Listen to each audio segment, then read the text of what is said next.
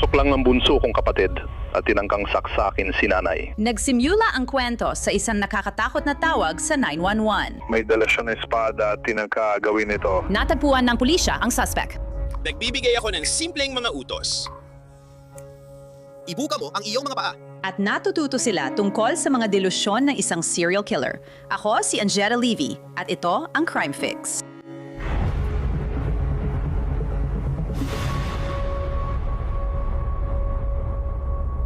May mga tawag sa 911 na kahit ang pinakabeteranong tagatanggap ng tawag ay mapapatigil sandali. Baka maisip nila, tama ba ang narinig ko?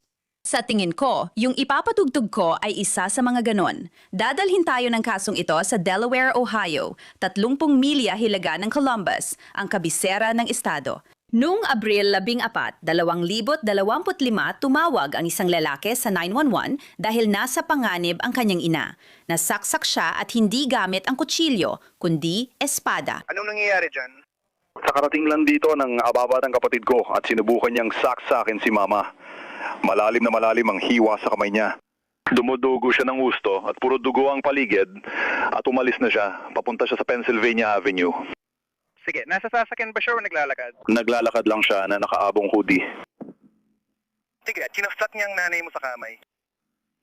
May dala siyang espada. Ano pangalan niya? Sinubukan ng nanay mo yung aduin pero sinubukan naman niya siyang saksafin sa tiyan. Christian ang pangalan niya pero dumudugo siya kaya kailangan niya ng ambulansya. Nagpadala na ako ng mediko papunta riyan at papadala rin ako ng mga pulis. Anong pangalan ng nakababata mong kapatid na lalaki? Ang pangalan niya ay Christian. Cristiano. Christian Prothero. Nagmadaling sumakay ang mga pulis ng Delaware sa patrol car papunta sa insidente. Nakakatakot ang tawag na ito. Patuloy na kinausap ng tumanggap ng tawag ang kapatid ni Christian Prothero na nag-aalala sa kanilang ina. Hawak pa rin ba niya ang espada? Hindi. Nasa inyo ba ang espada sa bahay? Oo, nasa akin to. Ano ang suot ni Christian? May suot siyang abong hoodie at may backpack siya. Anong kulay ng backpack? Di ako sigurado, ang bilis kasi nito. Oh, gets kita. Alam mo ba kung ano pa nasuot niya? Mukhang naka-sweatpants siya. Nakita ko pa naglalakad siya ngayon, kaya kung dumating sila agad. Sige. Ayokong sundan talaga siya, pero alam mo yun, kailangan mo. Oh, napapunta ko ng tulong dyan, pare. Hindi siya nadedere ng mga tanong na to. Kailangan ko lang ng impormasyon para sa kanya. Anong kulay ng sweatpants ang suot niya? Hindi ko alam. Sa tingin ko, baka gray din. Sige, nakikita mo pa ba siya? Oo, papunta siya sa kalsada. Nakikita kong bumababa sila sa pader. Kaya susubukan ko alamin kung saan siya pupunta. Naka-cellphone ako. Ilang taon na siya? 28 na siya. Manhid ang hinlalaki niya. May paparating na tulong. Papunta na sila ng pinakamabilis na kaya nila at hindi nakakaantala ang mga tanong. Sobrang grabe. Sobrang lala ng kamay niya. Paglagay lang ng malinis at tuyong tela o tuwalya at ilapat ito. Meron din siya sa kabilang kamay, okay? Ayos, huwag mo yung aalisin. Kapag nabasa, magtiptag lang ng tela, pero huwag tanggalin o silitin. See? Huwag mo itong tingnan. Huwag tanggalin ng tela. Kailangan natin mapatigil ang pagdurugo. Kaya huwag mo alisin ang tela habang dinaragdagan ito ng tela. Nakikita mo pa ba siya? Hindi, pumunta siya sa dulo ng kalsada, kaya hindi ko alam kung pumasok siya sa bakuran, kumaliwa o kumanan. Sige, hindi ka sigurado kung saan siya pumunta sa dulo ng balsada. Hindi ako sigurado. Kasama niyo ba siya o saan siya nakatira? Hindi ako sigurado kung saan siya nakatira. May schizophrenia siya, dapat nasabi ko agad sa'yo. Pero naglalakad lang ba siya palagi o paano siya nakarating sa inyo? Wala akong ideya. Baka naglakad lang siya dito. Hindi ko alam, pero may dala siyang espada. Kaya maiisip mong mapapansin siya, pero hindi ko talaga alam. Kumusta si nanay? Hindi ko alam. Nandito siya sa loob. Parang naririnig ko na ang rescue. Oh, may pulis na papalapit sa'yo at may rescue din na dapat malapit na rin sa'yo. Sabi ko nga kailangan nating tulungan siya sa kanyang kamay. May mga tao nang papunta para hanapin ang kapatid mo. Meron ba siyang mga kaibigan sa lugar o may nakakasama siyang kilala mo o kahit sino? May malapit ba sa inyo? Parang duda ako, sa totoo lang. Dapat makita mo ang pulis na darating dyan sa harap. Oo, nakikita ko siya. Sige, i-disconnect ko na ang tawag. Ako si Daniel, kausap ko ang dispatcher sa telepono. Hindi ka napatay sa saksak na yon. Oo, kukunin ko siya. Sandali lang. Ibig ko sabihin, kailangan niya ng mga paramedic, di ba? Oo, sige. Malala ang kamay niya. Dumating agad ang pulis at mga paramedics sa bahay, ngunit kailangan pa rin nilang hanapin si Christian Prothero. Hindi siya yon, hindi natin alam, parang ganun. Sinabi ng kapatid ni Christian sa dispatcher na dumating siya sa bahay ng nanay nila na may dalang espada at may schizophrenia. Nahanap nila si Christian. Ayan siya.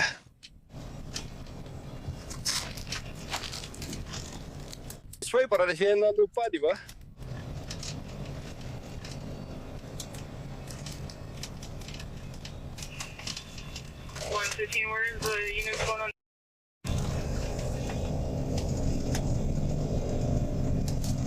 Pumupunta sila sa dulo ng Soviet.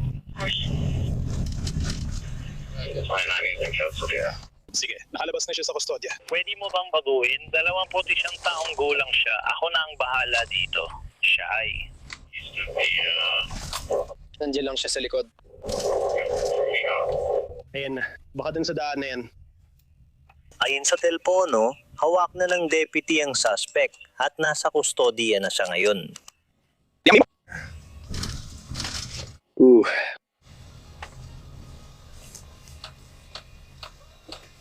Si Gibson. Kopya 331,124. 24. Kopya mo ba ng suspect ay nasa kustodya na para kay Deputy number 20?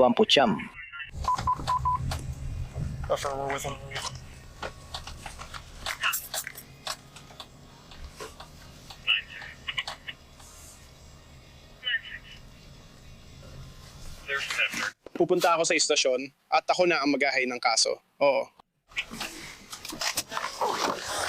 Uy pare, simple lang ang tagubilin ko sa'yo. Ibuka ang paa mo at ilagay sa lupa. Paghiwalain mo siya, huwag mo silang pagsamahin. Anong ginagawa mo? Anong pinagsasabi mo? Ibig sabihin, magpapaandar ng kotse. Wala akong dala, wala akong ID. Wala na ako natira. Lahat ay ninakaw namin. Kaya minamalas siya ngayon. Hindi ko na maalala ang tunay kong pangalan dahil may nagnakaw ng ID ko. Sige, kunin mo na ang bag ko. Sige na, eto.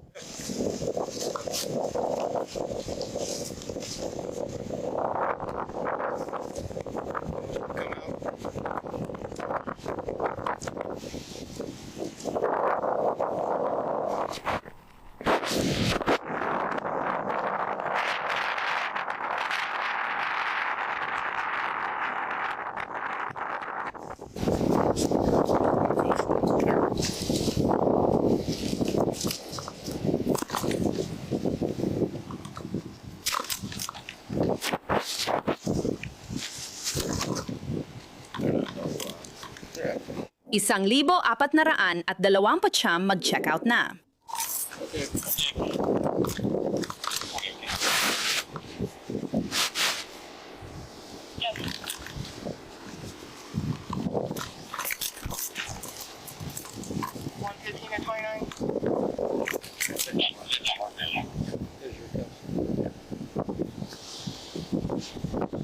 Swap them out. Sige, jump ka lang. Ayan na siya, 0-1.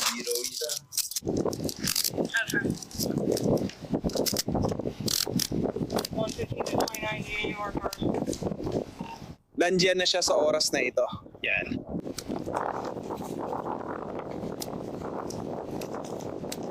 So, nandito sa oras na ito. Kung sino man nga sa isang sasakyan, kunin ang ika-17 at alisin ako sa G para sa code 8+.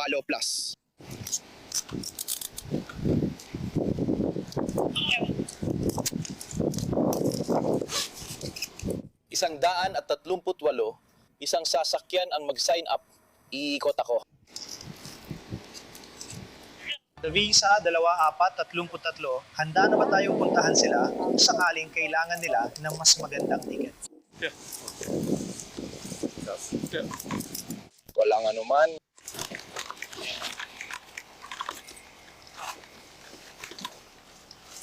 Store me and I'll take it.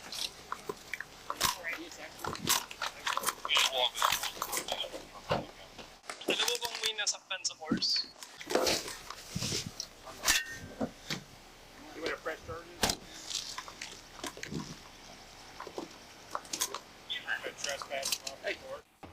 alam kung bakit siya kasali, kaya siya lang nasasaktan. Makikita natin na inaresto si Christian Prothero, ngunit ayon sa ulat ng pulisya, inilalarawan nito ang nadatnan nila pagdating sa bahay ng mga Prothero. Ayon sa ulat, kinuha ni Daniel ang ina niya sa loob ng bahay. Sinabi niyang masama ang lagay nito. Lumabas ang ina, may tuwalya sa kanang kamay at sariwang dugo sa tuwalya. Nakikita ko ang ilang hiwa sa kanyang kanang kamay. Napansin ko rin ang dugo sa labas, sa semento malapit sa pintuan. Ayon kina Daniel at sa kanyang ina, tinutukan ni Christian ng espada ang kanyang ina para saksakin. Nasa kusina sila. Nang makita ni na Daniel at ng ina niya si Christian, lumapit ito sa ina niya na may dalang espada. Ayon kay Daniel, hinawakan niya ang mga braso ni Christian para pigilan itong saksakin ang kanyang ina. Sinabi ni Daniel na hinawakan ng ina niya ang espada at doon niya inisip na nasugatan ito. Ayon kay Daniel, inisip niyang sinadya ni Christian na patayin ang kanyang ina. Sinabi ni Daniel na habang sinusubukan niyang pigilan si Christian, napunta si Christian sa likod niya at inilagay ang mga braso nito sa leeg ni Daniel. Sinabi ni Daniel na sinakal siya ni Christian. Napansin ko ang pamumula sa leeg niya. Kinuhaan ko ng litrato ang nanay niya bago siya gamutin ng mga medics. Sa 533 minutong bahagi ng video, sinabi ng kanyang ina na sinubukan siyang saksakin ni Christian sa dibdib pero nahawakan niya ang espada. Ayon sa kanila, may isyong pangkaisipan si Christian, ngunit mahirap maintindihan ang inilarawan ng kuya at ina niya. Ang taong mahal mo at akala mong mahal ka rin ay inaatake ka, kaya kailangan mong lumaban para protektahan ang sarili mo. Maya-maya, maririnig mo kung ano ang maaaring tumatakbo sa isip ni Christian nang sabihin ng pulis at ng pamilya niya na inatake niya ang kanyang ina. Isinasaad ng ulat ng pulisya kung paano natagpuan ng mga opisyal ang espada. Sa 20 minutong marka, pumasok kami ni Opisyal Whitaker sa bahay para siguraduhing ligtas ang loob. Sumigaw ako kung sino ako at kung may tao, kailangan nilang sumagot. Ginawa ko ito ng ilang beses bago kami pumasok. Walang sumagot. Sinuyod namin ni Opisyal Whitaker ang loob ng bahay. Nakita ko ang espadang ginamit malapit sa dryer. Hindi ko ito hinawakan pero may dugo sa hawakan. Napansin ko rin na may dugo sa sahig sa iba't ibang bahagi ng bahay. Pagkatapos, suyuri ng bahay, lumabas kami ni Opisyal Whitaker. Pagkatapos, sinuyod namin ang hiwalay na garahe. Umalis na ang ina kasama ang medics. Nandun pa rin si Daniel. Nandun si Kapitan Jason Flynn at binabantayan ang pinto. Panahon na para mangalap ng impormasyon sa pag-atake para sa investigasyon. Isinulat ng opisyal ang mga naitala sa body camera. Sa 1,824 na minuto, sinabi ni Daniel na sinubukan siyang sakalin ni Christian habang nagkagulo sila. Ipinaliwanag niya ang nangyari nang pumasok si Christian na hindi nila inaasahan at hindi nakatira doon. Sinabi niyang sumugod si Christian sa kanya gamit ang espada. Sinabi rin niya na tinakot siya ni Christian na papatayin siya kung tatawag siya ng pulis. Ayon kay Daniel, may schizophrenia si Christian at lumala ang kondisyon niya. Sa 2,227 minutong marka, bumalik kami ni na Opisyal Whitaker, ako at Daniel sa loob ng bahay. Sinabi niya kung saan nangyari sa kusina, pero hindi kami pumasok doon. Mahalaga ang impormasyong agad kinokolekta ng pulis pagkatapos ng diumano'y pag-atake, kaya sariwa ang mga detalye. Itinala rin ng pulis ang mga sumunod nilang tanong kay Daniel. Tandaan, lahat ay nasa video na hindi pa nailalabas. Isinulat ito ng isang pulis. Sa 24 na minuto, inulit ni Daniel ang paliwanag sa nangyari. Tinanong ko si Daniel kung tingin niya ay tinangka ni Christian patayin ang nanay niya. Sabi ni Daniel, kapag sumugod ka gamit ang espada at inilarawan si Christian na parang wala sa sarili. Sabi ni Daniel, baka tinatakot lang ni Christian ang nanay niya. Tinanong ko kung may sinabi si Christian na papatayin ang nanay niya, pero sabi ni Daniel, wala. Sabi ni Daniel, tingin niya may sinabi si Christian tungkol sa pagiging anak at buwan bago sugurin ang mama niya. Sinabi na ni Daniel sa mga pulis at siyam na isang-isang dispatcher ang seryosong problema sa pag-iisip ng kanyang kapatid. Pero nang ma-interview sa ospital ang ina ni Christian, lalo pang nadagdagan ang pag-aalala tungkol sa kalagayan ng isip niya. Sinulat ng pulis, tinanong ko ang nanay kung ano ang nangyari. Ayon sa kanya, 3 araw nang inuulit ng bunso niyang anak na si Christian Prothero na ang kapatid niyan si Daniel ay reinkarnasyon ni John Wayne Gacy, isang kilalang serial killer. Sinabi niya na tinatakot ni Christian na papatayin si Daniel. Para sa konteksto, sinabi nga na si Christian ay na-diagnose na may schizophrenia at matagal nang may mga problema sa kalusugan ng isip at madalas siyang magbanta laban sa kanya at kay Daniel. Ikinuwento ng ina na dati silang tatlo magkasama pero dahil sa ugali ni Christian, inayos nilang tumira siya sa ibang lugar. Sa Delmore Dwellings, isang non-profit na tumutulong sa pabahay para sa may permanenteng mental na kapansanan. Sinabi ng ina ni Christian sa pulis na ayon kay Christian, si Daniel ay reinkarnasyon ni John Wayne Gacy, isang kilalang serial killer mula Chicago na nambiktima ng mga kabataang lalaki noong dekada 70. Nagbibihis bilang payaso si Gacy sa mga charity event, pero isa siyang halimaw na umaakit ng mga batang lalaki at lalaki sa bahay niya para gahasain at patayin. Natagpuan ang mga bangkay ng 29 na lalaki na nakalibing sa ilalim ng bahay niya at malapit dito. Kaya isipin mong ang kapatid mo ay reinkarnasyon ni Gacy? Hindi yon papuri. Nakakatakot talaga. Ikwinento ng ina ni Christian ang mangyari noon. Ayon sa pulis, sinabi ng ina na nasa kusina sila ni Daniel nang biglang pumasok si Christian sa bahay na parang horror movie, may dalang espada. Naalala niyang sinabi ni Christian, "Ito na o patay na kayong dalawa," bago siya sumugot sa kanila ni Daniel. Sinabi niya na tinangkang itarak ni Christian ang espada, pero hinawakan niya ang talim at sumigaw bago tumakas si Christian palabas ng bahay. Sabi niya, baka napatay ni Christian si Daniel kung wala siya noon. Kinunan ko ng litrato ang ina at sugat niya at pinakumpleto ko sa kanya ang isang nakasulat na salaysay. Nilagdan din niya ang pahintulot para ilabas ang medical na record kaugnay ng insidente. Ngayon, gaya ng nakita ninyo, inaresto ng mga pulis si Christian Prothero. Alam mo ba kung saan siya nakita? Nanggaling ang tawag sa isang golf course. Nandun si Christian at sinabi ng tumawag na parang baliw siya, kaya agad silang pumunta sa mga golf cart para arestuhin siya. Narito ang natirang bahagi ng body camera footage ng pag-aresto. Ayun, saglit din naging masaya yon. Oo nga. Sinimulan ko. Sana ako na lang ang nakaupo dito. Pinalabas ko yung kabilang lalaki. Hindi ko alam. Hindi ko alam.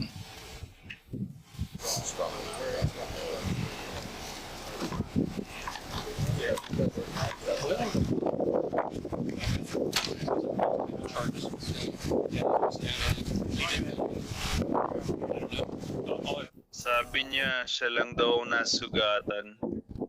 Hindi ko alam.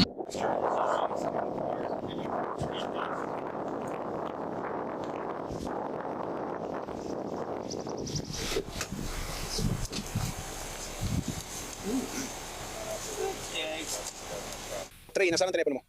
Nandito lang.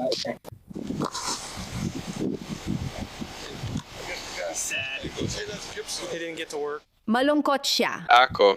Wala akong alam. Ayaw niya masaktan ng aso dito. Pumunta ka ba para habulin yung mga nag-golf? Sila yung mga... Tumatawag sa inyo. Yun na. Pwede natin Marinig din. Sa tingin ko, abot na dito sa ila para sa politics. Wala bang nakita na ng 911 ng lalaking ito? Pinatagay ang lalaking ito, pero naka-hold po na ito. 5 minuto lang ang nakalipas. Nasa walker ako. Nandito kaming lahat. Inaresto at kinasuhan si Christian Prothero ng mabigat na pananakit at pinalalang pagpasok sa bahay para magnakaw. Itinakda ang kaso niya sa Pebrero 2026 pero kinansela ito nang umamin ng kasalanan si Christian Prothero sa mabigat na pananakit sa kanyang ina gamit ang espada. Hindi na kailangan ng paglilitis at siguradong panalo na ang kasong ito. Hinatulan si Christian Prothero ng 2-3 taon sa kulungan. May kredito sa 303 araw na nauna na niyang nabilanggo sa county jail. Maari na mapalaya si Prothero sa Abril 2027. Iyan ang pagtatapos ng episode na ito ng Crime Fix. Ako si Angetta Levi. Salamat sa pagsama. Tandaan, mapapanood kami sa YouTube at mapapanood at mapapakinggan din sa Spotify. Abangan ninyo kami! Dito ulit tayo magkikita.